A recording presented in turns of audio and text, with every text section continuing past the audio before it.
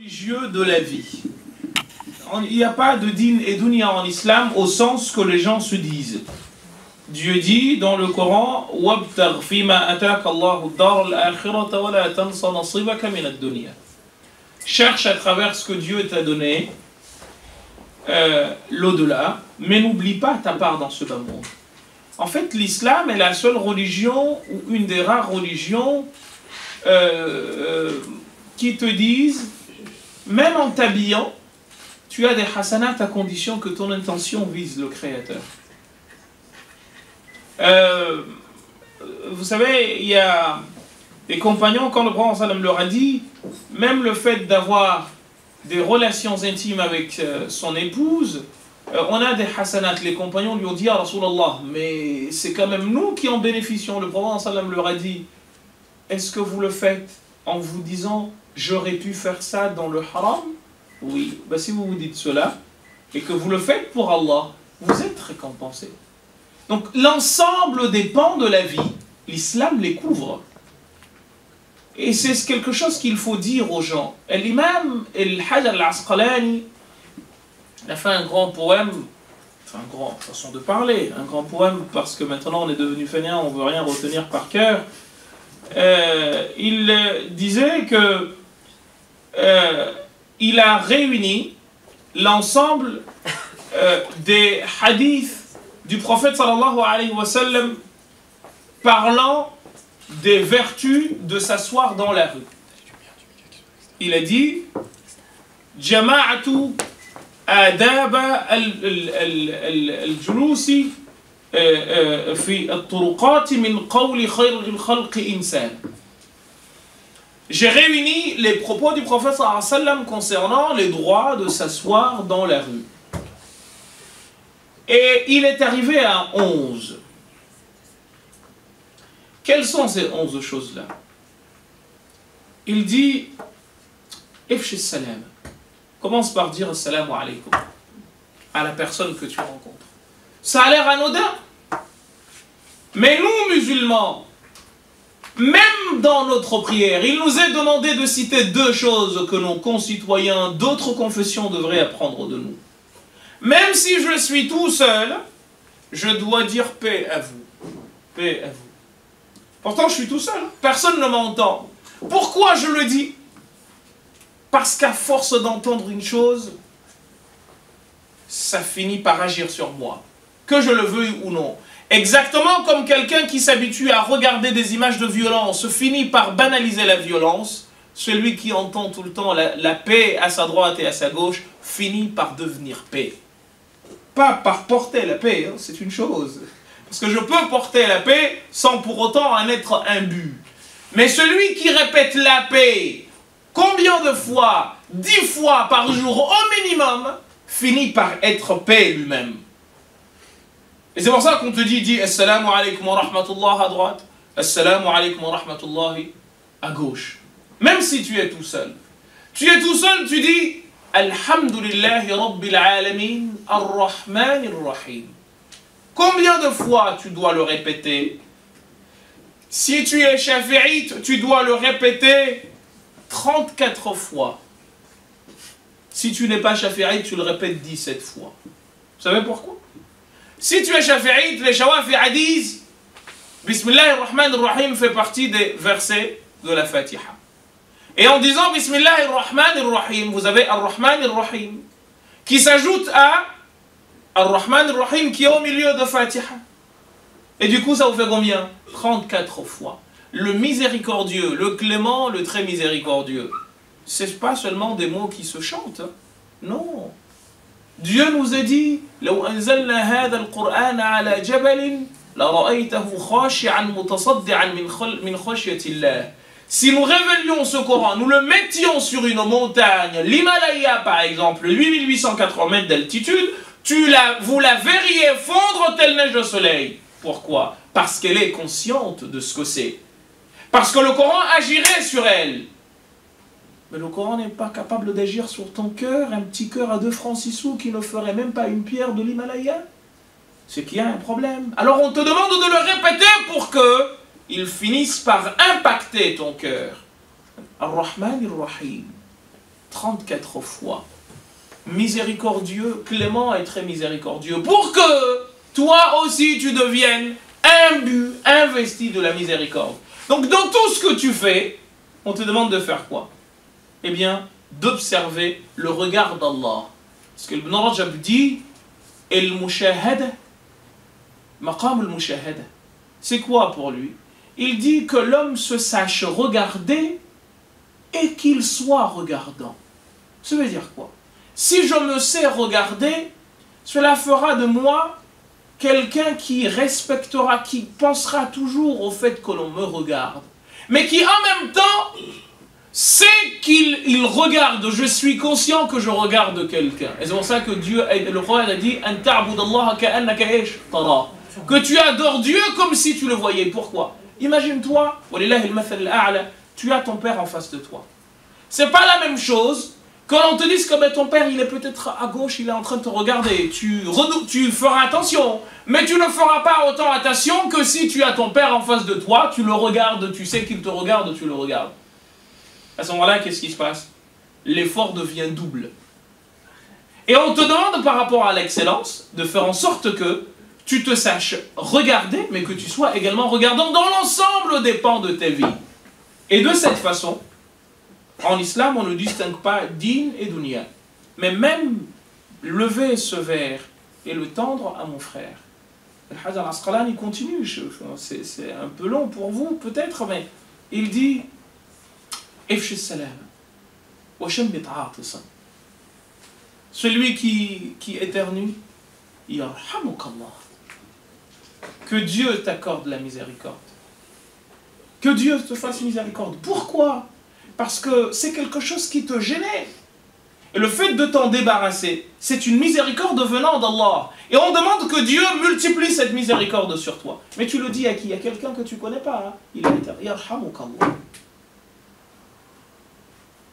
Et il te dit quoi? Et il te dit en continuant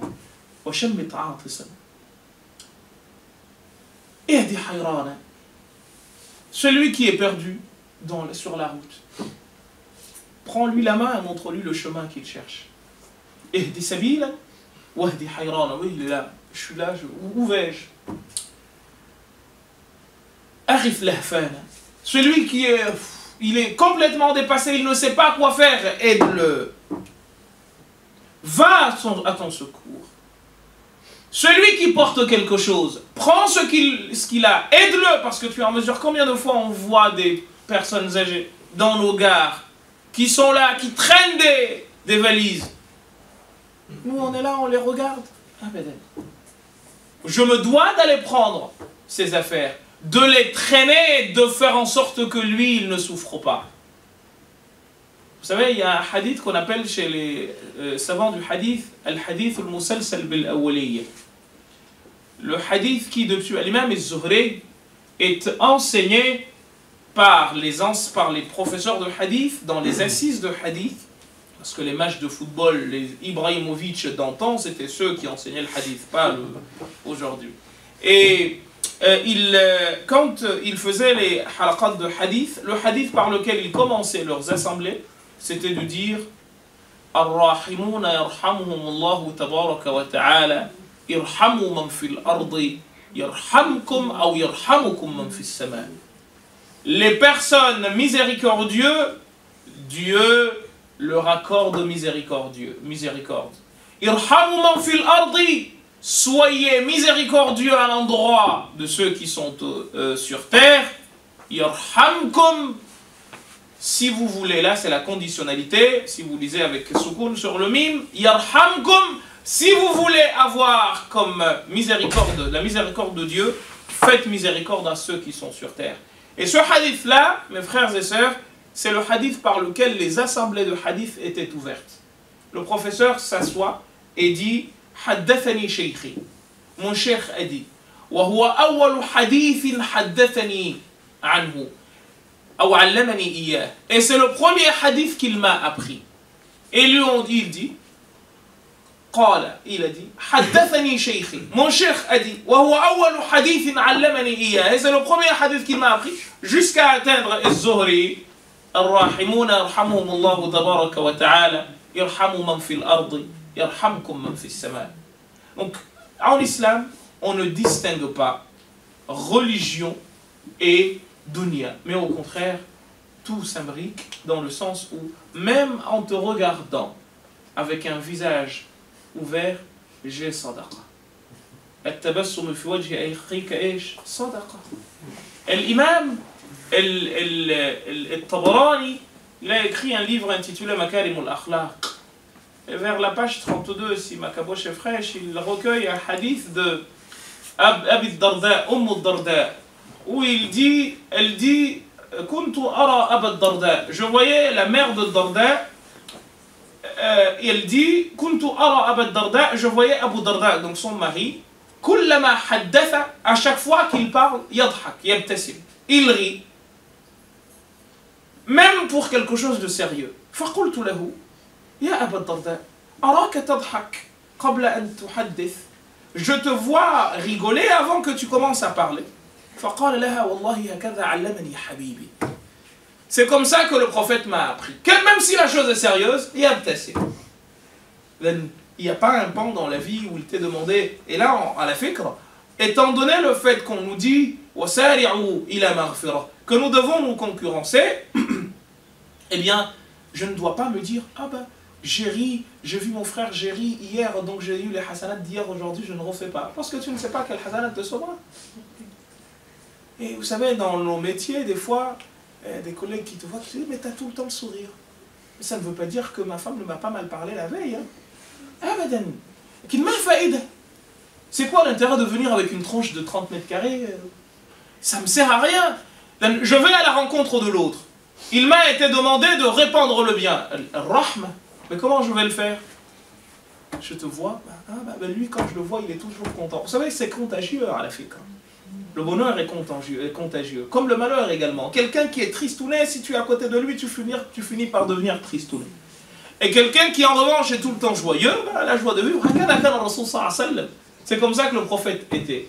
Ceux qui l'ont côtoyé, Ali ibn Abi Talib le décrit. Et l'imam al-Barzanji, il a fait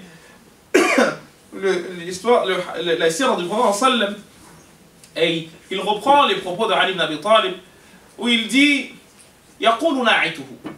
Celui qui veut parler du prophète, il dit quoi?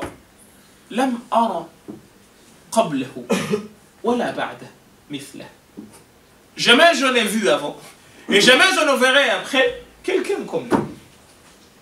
Pourquoi? Tu vas auprès de lui avec violence.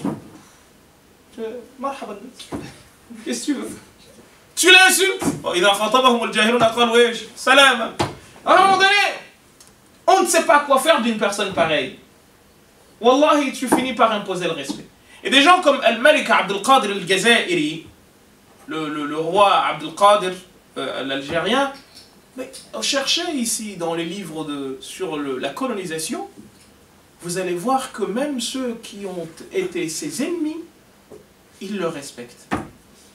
Salah ad-Din al-Ayyubi, le fameux Saladin, même les ennemis, les croisés qui partaient faire la guerre, Wallahi, ils disent à son sujet des choses que même nous musulmans ne disons pas. Et pourtant, c'est des gens qui ont porté l'arme contre lui, hein, qui ont voulu sa mort. Mais ils reconnaissent la grandeur. Vous savez, à un moment donné, il y a un proverbe commun qui dit « La main que l'on ne peut pas casser, on est obligé de la baiser. » Genre, chapeau.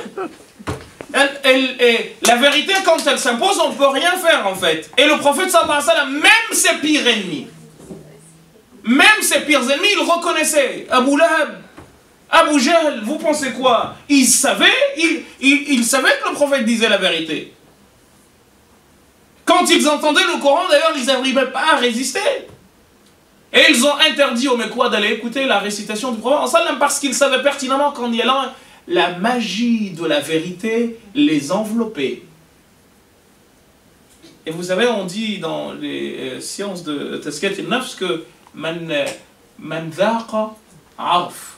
Celui qui goûte, il sait. Wa man arafa ightaraf. Et quand tu goûtes la saveur de la piété, tu deviens le plus gourmand et tu ne t'arrêtes jamais.